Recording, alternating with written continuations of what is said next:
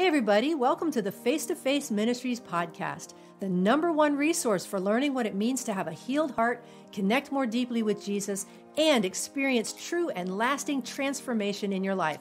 I'm one of your hosts, Kathy Little. And I'm your other host, Melinda Wilson. Please hit subscribe so you don't miss the fresh content we're continuing to release. And while you're at it, we greatly appreciate your help in getting the word out by giving us a 5-star rating and leaving a quick review. You can also keep up with us by following our social media by searching face-to-faceministries.org on Facebook. That's no spaces, no numbers, and no caps. And on Instagram at face-to-face-min, and that's all one word. We want to invite you to join us in our free Face-to-Face Heart Healing Network and in our premium network. Be part of a growing community of people just like you who are wanting to dive deeper into what it means to access the full benefits package of the cross and learning how to help others do the same. Our team also offers one-on-one ministry sessions that can be done virtually, and you can also learn how to help others connect with Jesus and find healing in their lives through training we offer in the ministry model we use. And for more information about all of the resources, trainings, and events that we offer, visit face-to-faceministries.org. And while you're there, please sign up for our newsletter. All right, so let's dive into today's episode. Hey, everybody, welcome back. Episode 117. We are so glad that you are with us, and wherever you are, good morning, good afternoon, or good evening. Thank you so much for listening. We are extremely honored to have you here, and we look forward to just continuing to journey together, learning and healing and growing together. That is why we are here. That's why we do what we do. We're so grateful. We actually have met a few of you recently at some live events that listen to the podcast, and it's always so fun to meet you.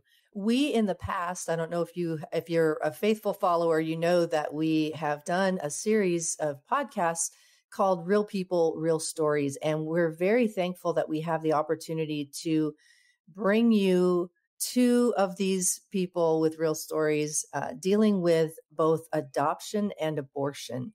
These are topics that we have not really covered in the past, but we have two friends.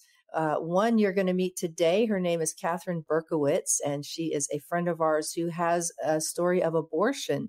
As somebody who chose to abort a baby, and she wants to share with you the healing journey in her life, her story, and we are thankful that we have her to introduce to you today. And then we also have somebody else in a couple of weeks we're going to introduce to you who is adopted, and she's got a beautiful story as well. So we are thankful to introduce to you today Kathryns Berkowitz. I'm so happy that we finally got this scheduled. We've been going back and forth for months and finally got it scheduled. And so, Kathy, welcome to the Face-to-Face Ministries podcast. And thank you for the honor of inviting us into your story. Thank you. I'm really excited to be here and share how Jesus has healed me. Yeah. And I actually, when I met you in person a couple years ago at an Emmanuel training in Georgia, you handed me an article that you had written, and it was very widely published. So your story has made its way out, but our audience hasn't heard it. And so I would love for you to share with us your journey. And this is revolving around a decision to have an abortion in earlier years. And so we have not tackled that specifically on our podcast yet. And I am very excited for us to share your story and for others to hear your journey. And I will say, Melinda is here with me. Melinda, hello. I'm sorry. I just kind of took off out of the races. Hey, Melinda. It is so good to see you again, Kathy. And Kathy actually came to, Kathy with a K, I should say, came to an Emmanuel training a couple years ago. It's been pre-COVID, right? In Georgia. And so right before everything hit. Right before everything hit. And Kathy with a C is right that we haven't actually addressed what you're going to share. And I believe that this topic and what you're going to share, Kathy, is going to bring healing just even in people hearing your testimony. Yeah, for real. And, I think that there's so much shame shrouded around this issue of abortion. And so many, from what I've heard, and I've known others that have had abortions, there's so much shame in the Christian world, how tragic that people don't want to say, because there's so much shame that's put on people. And we honor and bless your courage in stepping out and sharing from your place, from, vulnerably, but you're also your healing journey. And that this is a place that you don't have to stay stuck in, that you don't have to stay stuck in shame and horrible regret and all those things that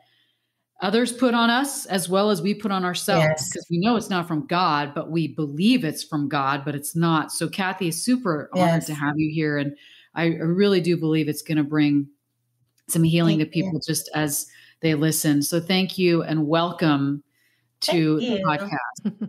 And welcome back to the Carolinas. For real. Yes. When I was 19 years old, I was in a relationship, and at that time in my life, I was looking for love in all the wrong places, just like the song says. But I considered myself an educated young woman. I'm a child of the 60s, so didn't know Jesus, but I considered myself educated in the ways of womanhood. There was a book going around at the time, Our Bodies, Ourselves, that some people may remember.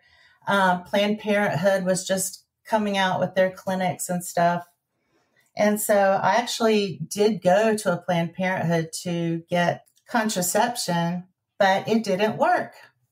So I found myself pregnant. And even though my life situation was not conducive to becoming a mother at the time, initially, I just had this sense of wonderment about actually being pregnant. I've always had maternal instincts towards animals, just growing up. I love animals. I love babies. And part of me really wanted to have this baby, but my circumstances were really rough. There were no crisis pregnancy centers at the time. So when I actually went to my regular gynecologist, who were the ones who had opened, and they actually called it the Forsyth Pregnancy Termination Clinic. This was in the 70s. I did not know that my regular gynecologist was running this clinic, but when they gave me the results of my pregnancy test, they said, well, do you want this baby? And I said, well, yes, but I don't know how I just don't think that I can have this child. And they said, could you give it up for adoption? I thought about it, and it's crazy to me now to think that it would be easier to have an abortion than give a baby up for adoption. I've known plenty of women who have done both, and it's painful either way. But they said, well, we have opened this pregnancy termination clinic, and if you would like to go that route, you'll have to wait till you're 12 weeks pregnant. Because I guess at the time they didn't have ultrasound technology, so they couldn't be sure that they would get all of the baby if you did it earlier, which is really sad. They also told me that at 12 weeks, my baby just would resemble a popcorn shrimp, which I know now is completely untrue. Most women aren't educated on fetal development, when they're making this decision. It was Valentine's Day, the day that I went to the clinic. My mom took me. I'll tell you more about her later. She really grieved after the subsequent death of my second child, which is part of my story too. Went to the clinic. It was very matter of fact. The procedure was very painful, and they kind of all herded us all in like cattle into a recovery room. And I heard some women like just laughing and chatting, and I just sat there feeling like I was going to die from grief, because I knew what I had done was not the right decision, but there was no way to take it back. I went home. I just felt surreal. I really felt like a zombie. I felt like I'd had an amputation. It was awful. And I remember telling myself, if I think about this anymore, or if I cry about this anymore, I will just die. After that night, I made a vow with myself that I would not talk about it or think about it anymore. That worked for a while, but I could be out somewhere and I would see pregnant women or I would see babies, and it was really tough. It was really hard. Later, about a year and a half later, I met the love of my life, my husband. We've been married 42 years, and we really wanted to have a baby. So we got pregnant, and I had a lovely pregnancy up until about 24 weeks. Mm. And I started having contractions. And I went to the hospital and I delivered my little 24-week baby. We named him Nathan Joel. He weighed 1 pound, 9 ounces. I had no idea how prophetic his little name would be, because he really was a little prophet of God. My abortion and the loss of my baby were the things that really drew me back to asking questions about the meaning of life and God and all of that. But I remember in the hospital after Nathan died, I refused to look at him. I don't remember anything about his delivery. I don't know if they gave me some Versed, or I don't know if I just blocked it out, but I don't remember his birth at all. I remember them ripping the epidural tape off my back later and telling me that he had passed away. And my mom and my husband held him as he passed. And they brought me a birth certificate for him. And it was so crazy, because a friend of mine had an abortion at 24 weeks in that very same hospital. And I believe that continues to this day. So I just remember thinking, why is my baby a person and hers wasn't?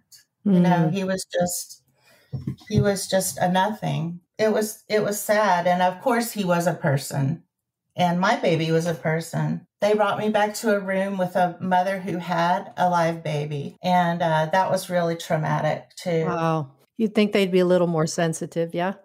They are today. Yeah. Things have improved greatly. I'm happy to report. But yeah, so after Nathan died, I was just a complete mess. My husband, so, abortion doesn't just affect one person.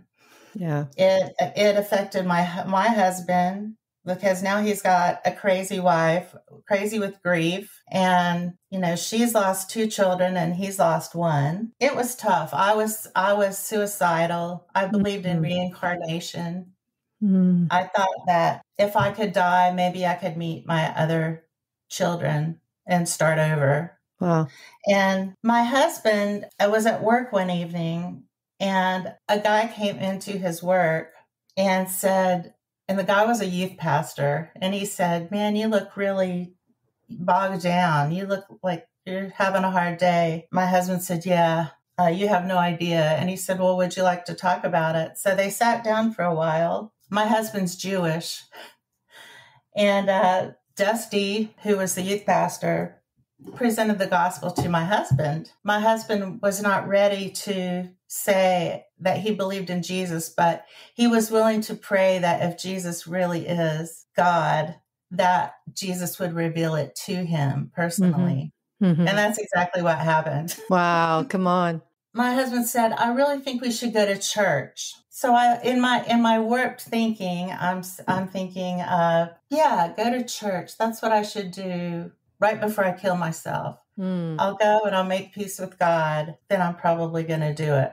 Everything in that service was just such a God setup. I heard the scripture, "I am crucified with Christ. His life is now my life." And I just felt like all of that pain just got washed away. And I just sat there in the booth sobbing.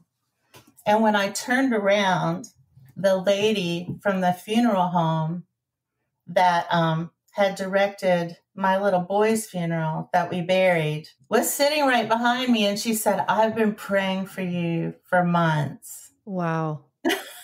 It was unbelievable. So our lives changed that day, and we have just never looked back. There's been healing along the way, and there's still healing going on. Yeah. But So I've had, I just want to set the stage here. You had an abortion. Yes. And within 2 years, you had a miscarriage, right? It was Yes. soon after, and then suicidal in the wake of that grief. Yes. And you met Jesus, and it changed everything. It changed everything. Come on. So at that church, Renolda Presbyterian in Winston-Salem, it's a wonderful church.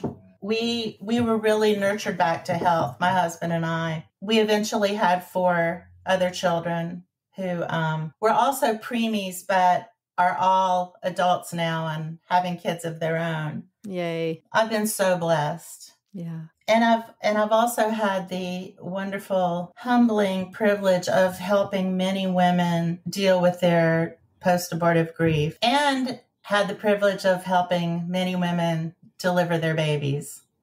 So God has just blessed me in so many ways. I worked as a doula for 20 years, and that's how I really got interested in how unresolved grief from abortions can affect women in their parenting. And if you know anything about attachment and emotional healing, it's so important. Kurt Thompson says, we're born looking for someone looking for us. Right. And for many women who have unresolved grief after an abortion, it can be very difficult to attach to their babies properly. And that's a big thing. That's a big thing that we need to be aware of. Healing can come once they can realize why it's happening. But I can't prove it by any academic studies, but I also believe that a lot of postpartum depression can be related to unresolved feelings and grief or guilt following an abortion. Wow. Yeah, there's so much wrapped up in all of that. And I know that decisions are never made in a clean cut, black and white environment. And, exactly. And I know, Melinda, you've got a story of having worked in a crisis pregnancy environment. So you have a little bit more perspective even than I do on that, but just that it's never super clean cut. And there's so many other things involved. And yet making that choice has so many ramifications and repercussions and can really, like you're saying, it can affect a lot more than just that moment in time or just you. Teresa Burke, I just want to read a little paragraph. She is a clinical psychologist and the author of Forbidden Grief, The Unspoken Pain of Abortion, which is a wonderful book. She also has developed a retreat model for healing called Rachel's Vineyard. And it is absolutely my favorite thing if women are seeking healing to try to get booked for one of those retreats. Teresa is Catholic. They offer Catholic and non-denominational retreats. But she says, in my clinical experience, I have seen the emotional pain related to abortion is likely to be prolonged grief, and it's likely to create negative distortions in a person's life that are not readily understood or accepted by themselves or others. Grief from an abortion can be extremely complicated and can be experienced in all levels of our personality. And for many women, the source of the distress may go unrecognized, unspoken, or unnamed. And I do think that the shame that most women experience from abortion is really more so that they bring it on themselves. I know that even in the church, I think it's gotten better and the church is more compassionate. But I've done a speaking engagement and had an elder's wife come up to me and said, I've had 8 abortions and my husband doesn't know. Oh. And just imagine the pain that she's carrying because of that. And she can't tell even her husband. There are a lot of Christian women who have experienced this and are still suffering. Hey everyone, we're sorry for the interruption, but we do have a few things that we want to share with you, and we didn't want you to miss them. Melinda, what's coming up starting tomorrow? Yes, starting tomorrow. That is April 27th, 2022. We have a second mentoring track for a manual approach. We had one just a couple weeks ago, highly successful. We had 20 people go through it, and this is an opportunity. It's not too late. We have just a couple spots left, but you will be mentored very personally. You'll get constructive feedback, helpful feedback in a safe environment, and your skill and knowledge of a manual approach is going to grow exponentially. So we'd love to have you join us. And again, there's still just a couple spots left starting Wednesday, April 27th, 12 p.m. to 2. We go through June 1st. Please join us. And we also have a live Emmanuel Approach training coming up May 5 to 7 in Fairfield, Montana. This will be an Encountering Emmanuel, 2 evenings, Thursday, Friday evening, which is open to anybody and everyone just to learn how to have a deeper connection with Jesus using the tools of the Emmanuel Approach. And then we're going to do a level 1 training on Saturday. We would love to have you join us there if possible, and pop into mentoring if you have if you're quick on the draw, because we are getting ready to start that. And you can find out information and how to register for both of these things at facetofaceministries.org/training-events. And there's one more thing coming up in July. Melinda, tell us about it. Ladies, who of you wants a deeper connection with Jesus? Who of you, I know I do, who wants more freedom in your life? Who wants to enjoy? This is what you get to enjoy connecting with new friends, having fun in a beautiful location, one of the most beautiful locations on earth. If you want any of those things, to rest, relax, get away, have fun, you need a mini holiday and you need a refresher for your heart, spirit, soul, and body, come to Tahoe, Nevada. That's right, Lake Tahoe, one of the most beautiful places on earth, July 15 to 17 for Dash Away. We have run how many of these? 35. 35. This was Dash Away 36. Yes. Come and get away. You know, it's really like Jesus saying, come away with me. And that's what you will get to do at Dash Away, July 15 to 17th. So sign up at dashawayweekends.com. We look forward to seeing you there. All right, let's get back to our interview with Kathy Berkowitz. How would you approach somebody who's made that decision? Like, how do you help them? What is it that you would do to help to minister to their soul wounds? Mm-hmm. Like, how do you do that? Well, there are a list of things that can be helpful.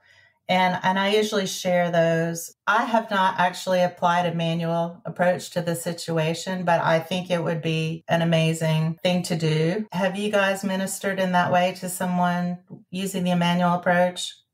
I have not personally ministered to someone specifically looking for healing in that arena, but I wouldn't be surprised if some of the people we've ministered to have experienced that, but that's not been something that we've gone after specifically. But I do see how it could be very beneficial for Jesus to give them his perspective, and to bring healing to the things that went into perhaps making that decision, and then just showing them where he is and was in that moment can bring a lot of healing as well, because you're right, it's a decision you can't undo. Right. And so moving forward. Yeah. When I have helped at Rachel's Vineyard retreats, there's so many things that happen over the weekend, and I probably won't tell you much about them because if anybody decides to go, I don't want to. It's like telling them about the movie. Do you know what I mean? Yeah. All I can tell you is it's amazing and wonderful, and it's completely life-changing. But just in talking with women who have called or emailed, one of the things that I encourage them to do is to make a commitment to resist their fears of healing, because I think the shame and the grief that you carry around is so heavy. And many women, like initially they might be a little relieved, or they might feel like I did, they might just feel so sad. But I think most of us just kind of stuff it down. For example, my grandmother confessed to me in her 80s that she had had an abortion. And I'm the only person she's ever told. Wow. And she opened up because I shared with her, what I had been doing at the retreats and leading some of the weekly Bible studies, such as Surrendering the Secret is a great one. Those groups usually meet for a few weeks, whereas the retreat, you go and you're there and you just take care of it all in one weekend. But, we really can become accustomed to that prison of grief, and it feels familiar. Yeah. And it's scary to move past that, but I really encourage people to do that. And also just giving yourself permission to grieve, because it's the loss of a child, and guilt and grief are a normal response to anybody who's lost a child for any reason. It's just part of the grieving process. Some women will say, like, what right do I have to grieve a baby that I aborted? But, I would just try to encourage them to say, you do have the right to grieve because it was a loss. Yeah. And to recognize that your grief is unique and everybody grieves in their own way, in their own time. One of the things that's really important, I think, is finding some way to memorialize your child that you lost, whether it's planting a garden or writing a poem or a song or just something that honors your child. And if the Lord gives you a name for your child, name your child, because you will always think of them. It's important to take care of yourself, to eat well. When you're grieving, it takes a ton of energy. You just have to take care of yourself. Get outside and move, eat healthfully, things like that, and build connections of support. And, I've already mentioned the retreats and the Bible studies, like Surrendering the Secret. Forgiven and Set Free is another one. And then tell your story. Find someone that you can tell your story to. And if you can't find anybody, write it out and just get all those feelings out. Every time you tell your story, I think it's like a slow detox. You just get more of it out. Avoid the guilt trap. I mentioned that some women are afraid that if they give up their guilt, they aren't memorializing their babies. And that's a lie. I wanted to just ask you what your experience has been, just personally, but others that you've met, that what have you seen? And I know it's probably going to differ with from woman to woman, but I'd also like to talk about how it affects men. But yes, one thing, what lingering effects have you seen women like 20, 10, 5, 10, 20 years later, and they haven't received healing? How has it affected those of, women that you've known that haven't gotten healing yet? How has it affected them? How does that unhealed trauma display itself? Yes. So I can tell you some of the things, how it affected me, and or some of the more common things that I've seen. So struggling to turn off the feelings connected to the abortion, perhaps telling yourself over and over to forget about it, which, we've talked about, just stuffing it.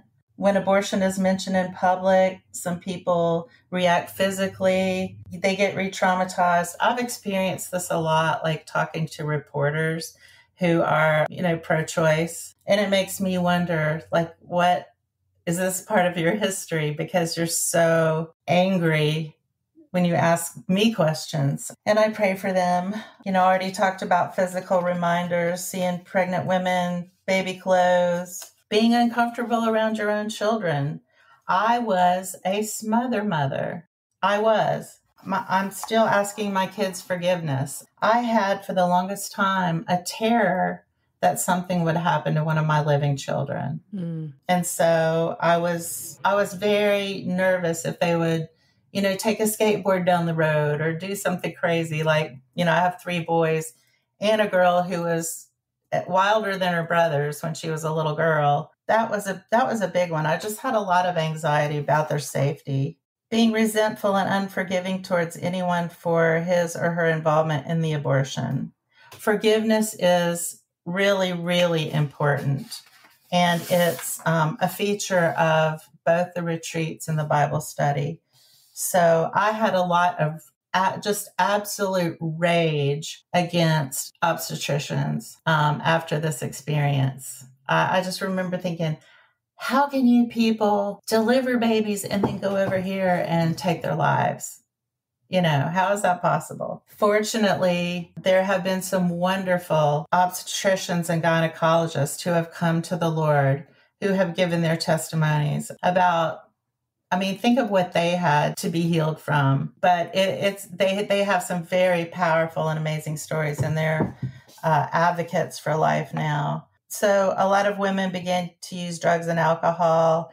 It's almost like they have a death wish. They're very callous about their own safety. It's just like they treat themselves like they have no value. Prolonged depression, suicidal thoughts, very common. This is pretty common too. Having audio hallucinations, hearing your baby cry, not being able to stand the sound of the drill or the suction at the dentist's office. If they don't have children after the abortion, I have one friend that aborted the only child she has ever been able to conceive, and she's in her 60s now. She feared that she would never be able to have children, and she wasn't able to have children. That's pretty tough. I had a terrible fear of getting pregnant after Nathan died because I'd lost 2 babies. And that was pretty traumatic. For people who do believe in God, and I guess I really did believe in God, but I didn't know Jesus, but I did believe there was a God. And I remember thinking in the hospital when they brought me Nathan's birth certificate, I remember thinking, well, I shouldn't be surprised that this happened because I killed my first child. So why would God give me a baby? Of course, I went on to be healed of that belief, but these are common things. And then, the inability to forgive family members who coerced women into abortions. And this happens a lot. A lot of women have abortions they don't want, and they are usually the ones that end up having a lot to deal with. Forgiving the fathers of the babies that didn't support them, forgiving parents who coerced the abortions because they were ashamed of their daughter, getting pregnant. And I do believe the church is doing better with a lot of that now. There's a wonderful ministry called Love Life. They really walk out the message that they preach, and they really help women have an alternative. Just like a lot of the crisis pregnancy centers provide so many areas of support and encouragement for women who decide to give life to their children. I would think that it's probably a better course of action to attune with a mother in this position and love on her rather than to condemn her for the choice she made. Mm-hmm. And absolutely. That's a hard line, because I know that there's so many people that are out for justice and want to make it a really hard and fast, clear, clean cut. And it's not as simple as you think once you're in that position. So being able to have compassion and to love them in the midst of the decision. And it is sad too that, I'm sure because of the shame that this carries, that it would be really hard to let anybody into that story out of fear of rejection or fear of judgment or fear of being condemned for the choice, or feeling that now all of a sudden people will see me differently. And yet they're carrying this pain. And it's this, and the thing about trauma, pain, grief, if it's kept in the dark all the time, it just kind of festers there. But when the light is on, there's freedom in the truth will set you free. And so finding someone or somebody or some community that can love you in spite of and have compassion for you in the middle of is going to bring more healing to people than to say, oh, you deserve to go to hell because you made this decision, or you're awful because you made this decision. But it's not always easy to do that, because there's a lot of really heated debate on this topic. But this is what you're doing for us and our listeners is you're putting a face and a name on a real life. This was my journey. This is how I felt. This was not easy for me. This was the guilt that I carried. This was the shame and the fear that I carried. And you're stepping into that, you're coming here from the other side of that journey, but you're putting a face on it. It's like, hey, we can't just go like wipe out every woman that made this decision and think they're all evil, hateful, whatever, and judge them harshly, but having compassion and saying, hey, yes, this isn't easy for them. Like, I feel like one of the things that we as the body of Christ need to be better at is having compassion for others, because they may not be making the decision we think they should or that we would if we were in their place, but we still need to have compassion for our fellow man. And I love that even in spite of our mistakes, our bad choices, our sin, our whatever, that we have a good Father, and Jesus loves us, and we don't have to earn that. And so even in my own story, it's like I was able to get to the place where I knew that God loved me in spite of my behavior. It can grieve him. Yes. And yes, there's consequences to choices. Absolutely. But to be able to see beyond a choice somebody makes and see the human inside that's hurting. Yes. I think we all need to be better at that. Yes. And, a lot of churches have come together and started these wonderful ministries, pregnancy support centers, who also, many of those do post-abortion ministry. Good. That's good to know. Yes. So that's also a good source. Yeah. If you're looking for help. But yeah, the compassion, and the church where we met Jesus also had a woman who, I started working with a little crisis pregnancy center called Birthright, which was partly supported by the church where I went at the time. And I met a wonderful psychiatrist, Martha Shuping, who really is a world-renowned expert on the subject of post-abortion trauma. She's a psychiatrist. And she really took me under her wing and helped me with a lot of things and mentored me in learning how to help other women. And so, I really never experienced any sort of disdain or snooty looks or anything. And I have shared my story at many churches, and I have found people to be very, very interested and compassionate. So the as place we wrap that I've up, experienced, I'm sorry, I was going to say the No, place go that I've have experienced hostility is, more with the political, when you're dealing with it as a political issue. But to me, it's not a political issue. It's just a human experience that many, many, many women have had, unfortunately. And we just want to offer them hope. Well, I'm so honored that you've shared your story with us and our listeners. And I would like to give you an opportunity, even just wrapping up, if there's one thing you would want to say to somebody who's considering this choice, and two, somebody who's already made it and has not been able to find freedom from the repercussions of that. So what would you like? What would your message be to those two women? Either they're contemplating this or they already made the choice. If you're contemplating this choice, I would just say, what do you want to do? If you want to have this baby, you can have this baby. And there are people who will help you and love you. We hope you won't make this decision, but if you do, we'll still be here for you and we'll still love you and help you walk through the fallout, because there will be fallout. It's like a wake, and it's not anything like you've ever experienced before. And I really pray and hope you won't make that decision. If you have made that decision, Jesus loves you. He understands your pain. He won't reject you. Just give that pain to him and ask him to help you heal. And he will. And reach out for support because it's there.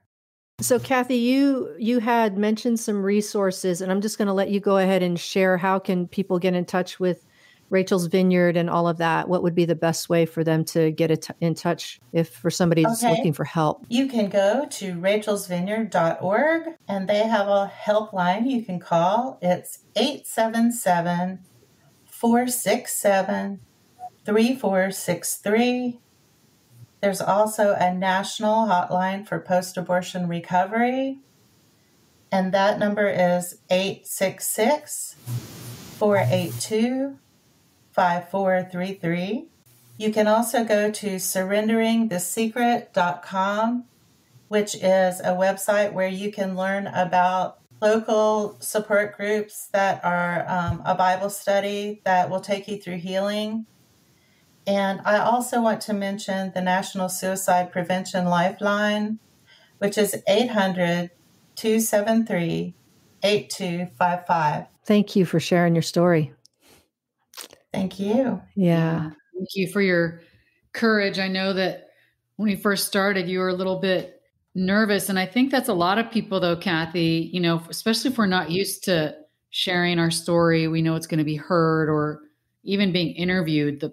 The thought of being interviewed is like, can be intimidating for people, full stop, you know, but especially talking about such a tender issue. And so we thank you for coming on and sharing some of your story, Kathy. We really appreciate it. Thank you so much.